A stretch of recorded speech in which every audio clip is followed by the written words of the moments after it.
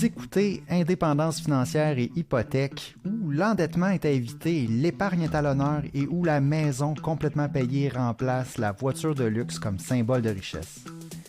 Je suis Frédéric Lacharité, courtier hypothécaire à Montréal et au Québec. Je veux vous aider à prendre le contrôle de vos finances, à transformer votre vie. Je vous transmets ma formule pour atteindre l'indépendance financière.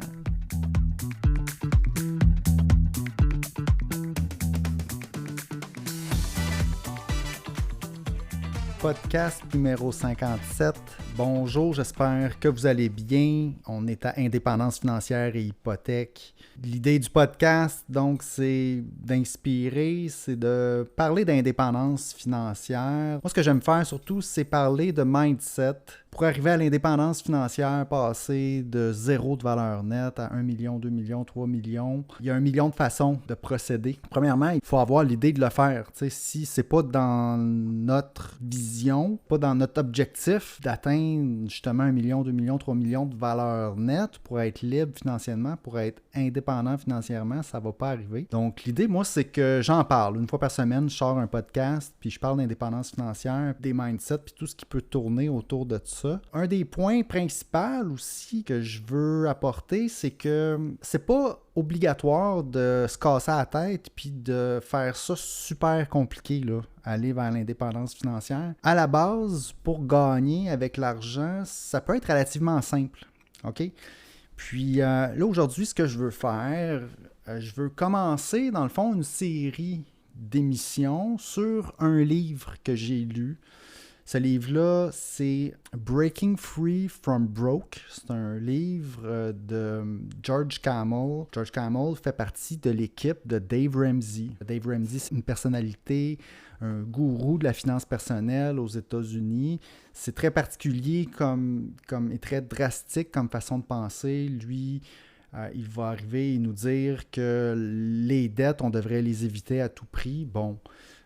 C'est un style, moi, que j'ai appris à aimer. C'est que la finance personnelle, ça n'a pas besoin d'être compliqué. Le gros bon sens, on peut aller très, très loin avec ça, le gros bon sens. La paix financière aussi, ça peut nous mener très, très loin. Ça peut nous mener à une belle vie. Ça peut nous mener à gagner avec l'argent. Puis, Breaking Free from Broke, c'est un livre de George Kamel. George Kamel, il est comme nouveau relativement parce que tu sais, Dave Ramsey, lui, ça fait 30 ans là, qu'il fait ce qu'il fait aux États-Unis avec sa compagnie, justement, Ramsey Solutions, qui parle de finances personnelles. Il y a son émission de radio. George Kamel, maintenant, c'est une des personnalités Ramsey, si on veut, dans cet univers-là. Donc, évidemment que George Kamel va adhérer à tous les principes de base de Dave Ramsey. Je pense qu'il n'aurait pas le choix. Là. Il ne pourrait pas faire partie de l'entreprise s'il vraiment dérogeait de certains aspects là, que Dave Ramsey a seté un peu dans la pierre. Il y a certaines réponses qui sont toujours les mêmes à certaines questions, puis il ne déroge pas de ça. Puis en même temps, ça a un bénéfice d'arriver avec une formule comme ça, super stricte, c'est que les réponses deviennent super simples. Évidemment, après ça, les gens partent, puis ils font leur vie. Tu sais, les finances personnelles, tout le monde est en contrôle, tout le monde décide de son avenir financier, de ses moves financiers comme il l'entend. Mais c'est le fun, je trouve, d'avoir une formule comme ça à laquelle se référer. Et puis moi, quand je vais répondre à certaines questions de personnes qui me parlent, je vais utiliser la même approche parce que ça va nous recentrer peut-être sur ce qui est important puis nous faire voir que, ben non, c'est pas essentiel là, d'aller utiliser l'argent des autres. C'est pas essentiel de... Il y a certains mythes en investissement, il y a certains mythes, les gens pensent qu'ils doivent faire certains moves, alors que, ben non, c'est pas la seule façon, puis même, il y a peut-être une façon mieux adaptée pour eux.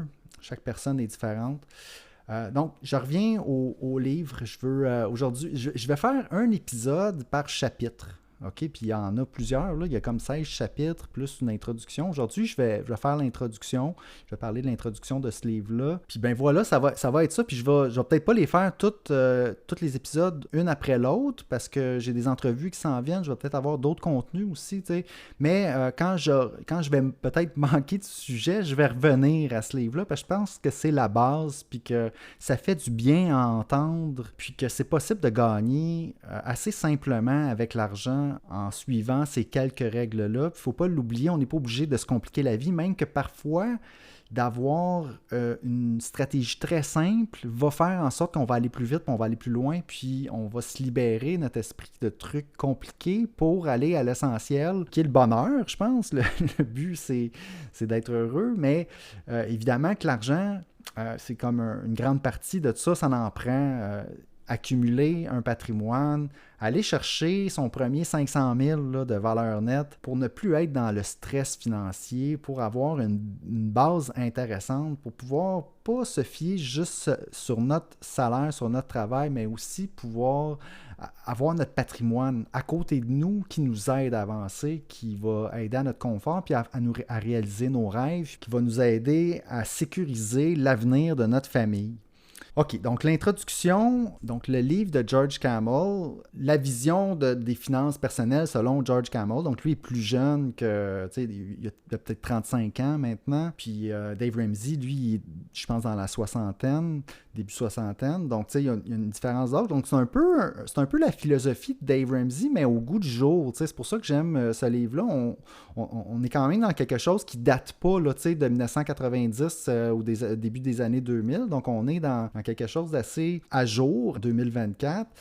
Le livre s'appelle Breaking Free from Broke. Je le traduis, moi, se libérer d'être fauché. Donc, on se libère d'être cassé, appelez ça comme vous voulez. Là, on se libère de ne pas avoir une scène dans nos poches. On se libère d'être paycheck to paycheck. C'est un peu l'idée de ce livre. Puis dans l'introduction, ce que George Kamel va faire, il va avec l'approche que être normal, c'est poche. OK? Être normal. Puis être normal, c'est quoi? La normalité, c'est emprunter pour aller étudier, avoir une dette d'études. Après ça, c'est avoir un paiement de voiture. Ça va être normal. Puis après ça, c'est aller acheter une maison sans sortir de l'endettement. On veut aller rajouter une autre dette parce que c'est ce que les gens font, puis qu'on va aller chercher plus de confort comme ça, puis qu'on continue comme ça. S'il en manque, on le met sur la carte de crédit. Ça, c'est la normalité. C'est l'Amérique du Nord. C'est là où on est aujourd'hui. L'endettement est très élevé au Canada, aux États-Unis. C'est la normalité. Puis George Kamel, lui, dans l'introduction, il dit « Être normal, c'est poche. » Okay? Personne ne veut être normal. Tout le monde veut une vie extraordinaire, mais il n'y a pas grand monde en bout de ligne qui vont faire les actions pour ne pas être normal.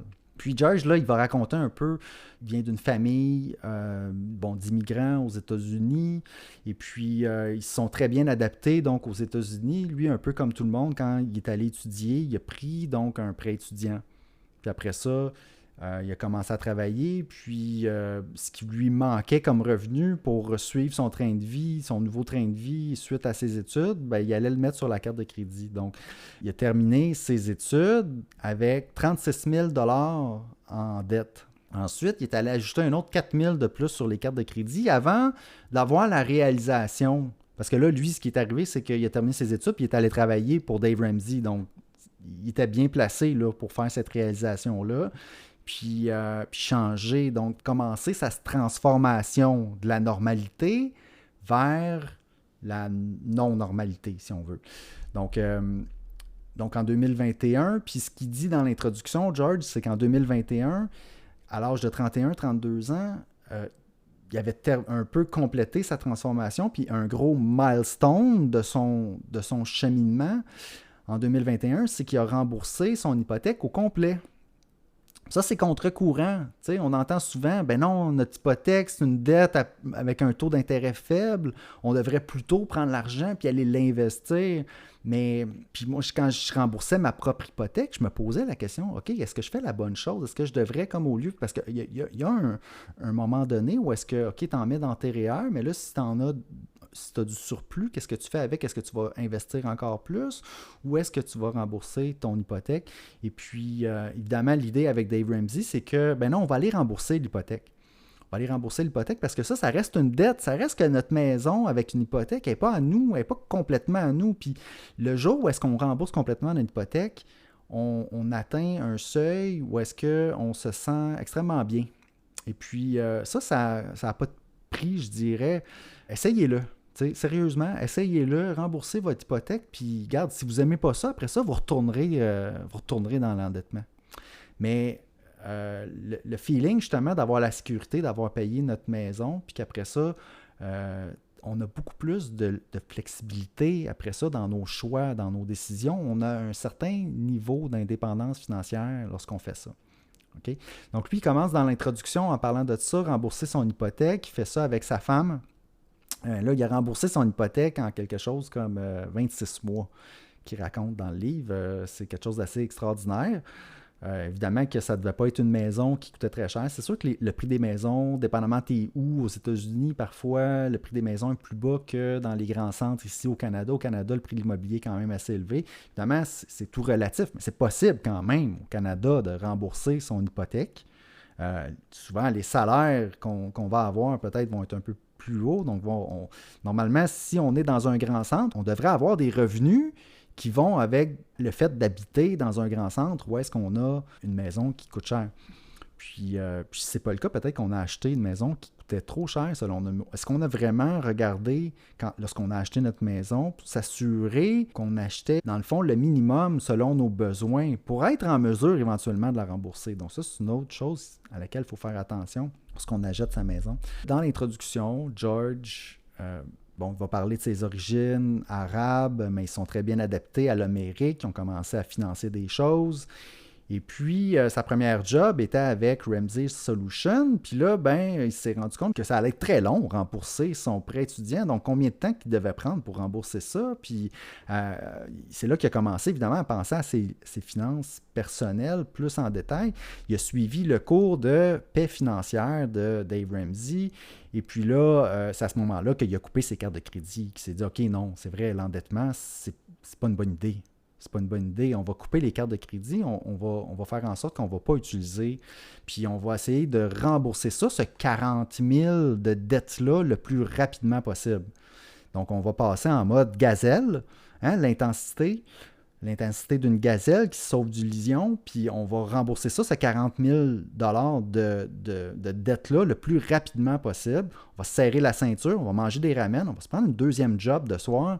Puis, en 18 mois, il a remboursé son 40 000. Quand on se met un objectif comme ça, puis qu'on fait « Non, c'est important, là, parce que là, je suis en danger financièrement. Je ne veux pas, moi, vivre toute ma vie endetté. » Puis quand on prend cette décision-là, puis qu'on met l'intensité, c'est possible de régler ça, puis de passer à d'autres choses, puis d'atteindre un niveau de paix financière. Il ne faut pas oublier, là ici ils disent 78% des Américains vivent paycheck to paycheck. On n'est pas obligé de vivre comme ça. Là. Puis ça l'amène un certain stress, ça l'amène plein de problèmes.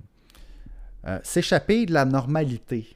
OK? Donc, après avoir remboursé justement toutes ses dettes, là, pas longtemps après, il a rencontré sa femme. Ils se sont mariés. Puis là, ce qu'il dit dans l'introduction, c'est que sa femme donc là, lui, il avait déjà comme un certain niveau de finances personnelles. Il avait remboursé ses dettes, mais il disait « Ma femme est encore meilleure avec l'argent. » Parfait. Fait que là, ils ont décidé qu'elle allait acheter une maison, puis ils ont eu l'idée loufoque, justement, de dire nous, l'hypothèque, on va pas niaiser trop longtemps avec ça. On va vouloir aussi rembourser notre hypothèque super rapidement. Donc là, les deux ensemble, ils ont épargné une grosse mise de fonds pour payer leur maison, puis après ça, leur hypothèque, ils l'ont remboursée rapidement. Ça, c'est devenu un de leurs objectifs. Puis, ils ont vendu des choses, ils ont eu multiples jobs, encore là. Puis eux, ils ont continué dans l'intensité. Rendu là, c'est pas essentiel, pour rembourser sa maison, d'aller dans l'intensité. Eux, ils ont décidé de le faire. Puis, ils ont remboursé ça en 26 mois. Puis là, ils racontent comment que quand ils sont allés à la banque pour rembourser, faire le virement final pour rembourser l'hypothèque, à quel point que c'était pas comme un gros party que la banque leur a fait, c'était quelque chose de très très banal, puis on dit voilà, votre hypothèque est payée, merci, bonsoir, félicitations, puis bon. Mais eux, évidemment, c'est un gros milestone pour n'importe qui d'arriver à rembourser son hypothèque de cette façon-là.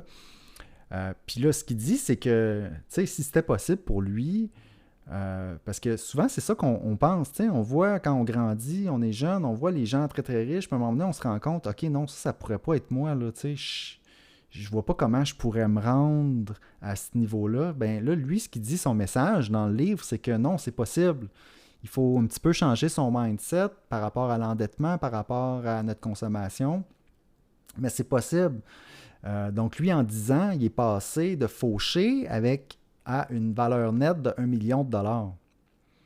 Tout est basé un peu là-dessus. Tu sais, maintenant, il fait des vidéos, George Camel, puis il est pas mal bon en passant là, c'est lui qui fait la lecture de son livre audio.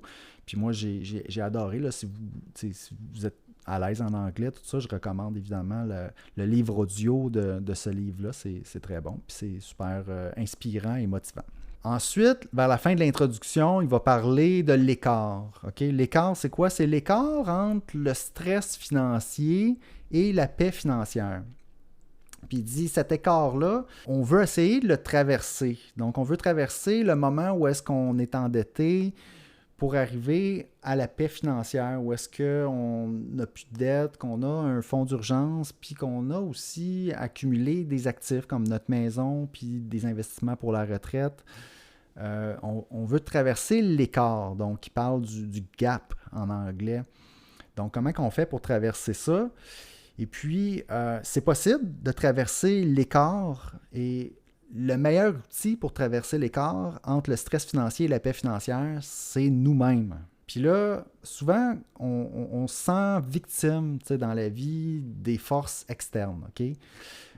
Puis on se dit, ben non, je peux pas parce que le gouvernement, parce que mon employeur, parce que ma famille, parce que...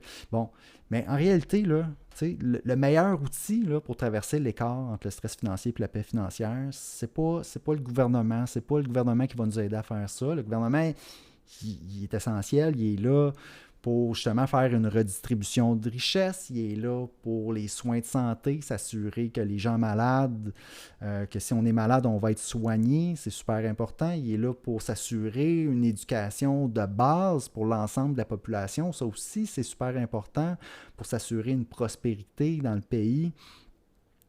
Mais ce n'est pas le gouvernement qui va faire en sorte qu'on va passer d'une valeur nette de 0 à 1 million, 2 millions, 3 millions de dollars. Ça, c'est sur nous. Là, si on veut vraiment changer notre vie de cette façon-là, arriver à l'indépendance financière, puis pas juste être normal, puis dépenser notre argent au fur et à mesure, puis être pris métro, boulot, dodo dans notre travail, ça, c'est sur nous. Mais nous, c'est nous le meilleur outil pour arriver à ça. Donc, c'est pas le gouvernement, c'est pas notre employeur. Notre employeur, il nous donne un emploi. Notre employeur, il a besoin de nous pour son entreprise. Les entreprises, c'est pour les actionnaires qui travaillent. Évidemment, c'est l'État, mais c'est un peu différent. Mais en bout de ligne, l'employeur a besoin de vos services. C'est pas à lui de faire en sorte que tu t'enrichis. C'est pas ton emploi. Mais ton employeur, évidemment, ça va être toi qui va aller chercher ta valeur, qui va te faire valoir auprès de ton employeur. C'est sur tes épaules, ça. C'est à toi à prendre l'initiative puis à montrer que tu vaux un meilleur salaire. C'est pas à ton employeur à faire ça. Donc, on est notre meilleur outil. C'est pas nos parents non plus. C'est pas de la faute de nos parents. Nos parents, ils vont peut-être nous donner nos valeurs de base quand on va grandir. Puis ça va peut-être nous aider. Peut-être qu'on va avoir des avantages liés à notre milieu familial. Mais après ça, si nos parents font juste nous donner de l'argent, font juste nous gâter, ça, en fait, ça nous nuit. Ça nous nuit. Parce que si on n'a pas de raison de vraiment d'améliorer notre valeur, parce que on peut se faire vivre par quelqu'un d'autre, par nos parents, par notre gouvernement, on dirait que là, on perd la motivation. Mais en réalité, on est capable. Là, notre valeur, c'est à nous d'aller la faire grossir. Puis, c'est pas nécessairement aussi notre meilleur outil, c'est pas les investissements pour s'enrichir rapidement, c'est pas les investissements notre meilleur outil parce que si on fait rien, si on n'a pas de valeur de travail, si on n'est pas capable d'aller générer du revenu, ça va être difficile premièrement de générer de l'épargne puis de dégager un certain montant dans notre patrimoine. Puis là, ensuite, si on investit un petit montant, c'est pas ça qui va nous faire enrichir rapidement. En réalité, quand on part de zéro, là où est-ce qu'on peut dégager le plus de profit, c'est avec notre revenu de salaire, avec nos revenus annuels. Nos investissements, eux autres, si on a juste 10 000 $ de côté puis qu'on fait 10 % de ça, ça peut générer juste 1 000 par année. Mais notre salaire, on est capable d'aller dégager peut-être 10 000 dans notre année, juste de notre salaire. On est capable de dégager peut-être 20 000, 25 000 si au fur et à mesure que nos revenus augmentent avec les années, si on garde nos dépenses relativement stables. C'est correct de les faire grossir aussi, nos dépenses. On veut augmenter notre train de vie, puis on veut plus de confort, plus qu'on vieillit, qu'on avance dans le temps. Mais à la base, c'est pas les investissements. Puis oui, à un certain point, quand on va atteindre un certain niveau de valeur nette, oui, là, les investissements vont nous aider de plus en plus. Mais ça va être difficile d'y arriver si on ne travaille pas sur notre valeur à la base.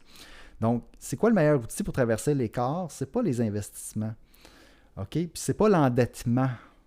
L'endettement, oui, pour acheter notre résidence principale, oui, ça peut aider, mais ce n'est pas que l'endettement. Parce que si on fait juste s'endetter, là, on va mettre du risque. Puis, avec l'endettement, là, on peut tout perdre. C'est pas compliqué. Si, en réalité, quand on a peu de valeur nette, on n'a pas les moyens de prendre du risque. Il faut l'accumuler. Puis, éventuellement, si on a une valeur nette de 500 000, ben peut-être que oui, on peut prendre du risque avec 50 000, tu sais. Ça fait du sens, tu sais. Mais l'endettement, c'est une chose, oui, on peut l'utiliser. On va l'utiliser quand on va être certain qu'on a une belle opportunité devant nous. Quand on va être certain que ça va marcher, quand il n'y aura pas trop de risques. OK?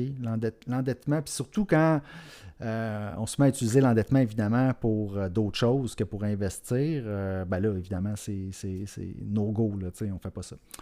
Donc, c'est quoi le meilleur outil pour traverser l'écart entre le stress financier et la paix financière? Bien, ça va être nos choix, ça va être notre mindset, ça va être notre travail, notre développement personnel, nos talents.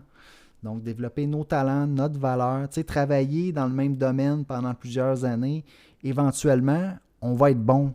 On va être bon à faire notre travail, puis ça ne sera pas évident pour quelqu'un qui commence d'être aussi bon que nous autres. Puis là, on va essayer de leverage notre valeur pour avoir plus de revenus. Donc ça, c'est, je pense, la base pour traverser l'écart, c'est notre valeur, puis ultimement, notre accumulation de richesse. Hein? On ne va pas le dépenser au fur et à mesure. T'sais, on ne fait pas tout ça dans le vide.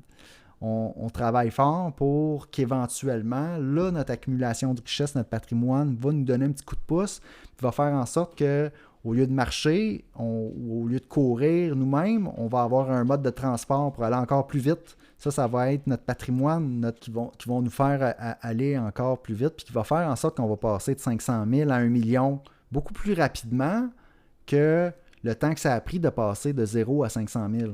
Donc là, ça fait le tour, c'est la fin de l'introduction, dans le fond, du livre de Breaking Free from Broke. Je vais faire d'autres épisodes avec chacun des chapitres. Puis là, je peux vous donner un aperçu des 16 chapitres.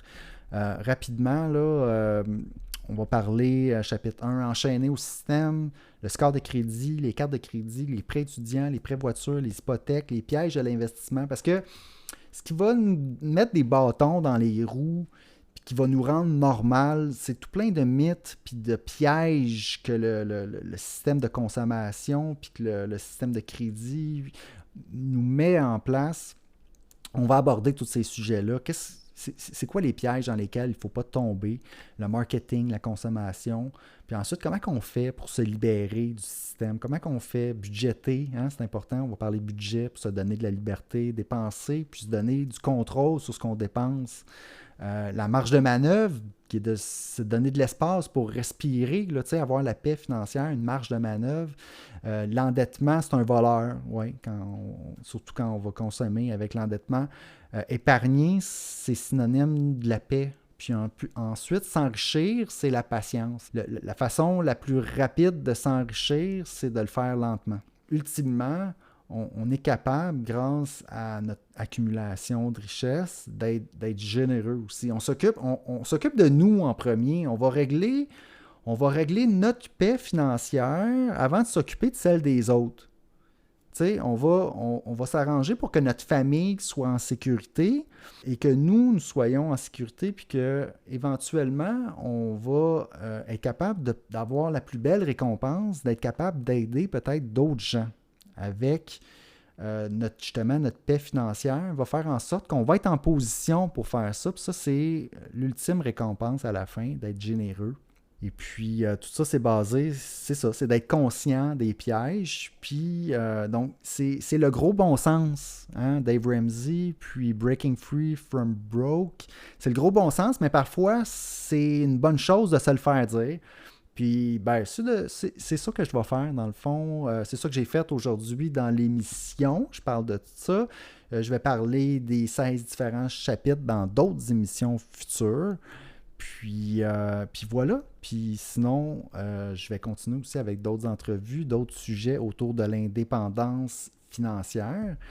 Et puis, ce, tout en vous souhaitant un excellent cheminement vers l'indépendance financière.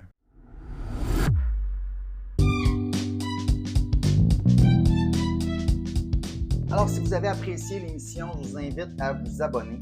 J'ai aussi une page Facebook à laquelle vous pouvez vous abonner. Ça s'appelle Frédéric Lachèreté, courtier hypothécaire. Vous verrez passer mes publications hypothécaires quotidiennement. Si vous avez des questions ensuite d'hypothèque pour moi, achat, renouvellement, refinancement, n'hésitez pas à communiquer avec moi en prenant rendez-vous. L'adresse parleravecfred.com. C'est un site, ça va vous mener directement sur mon calendrier. Vous pouvez choisir la date, l'heure, choisir le moment qui vous convient pour prendre rendez-vous.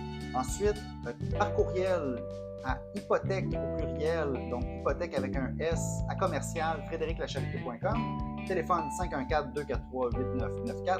Toutes ces infos-là sont disponibles dans les notes de l'émission. Puis ça me fera plaisir de parler d'indépendance financière et d'hypothèque avec vous.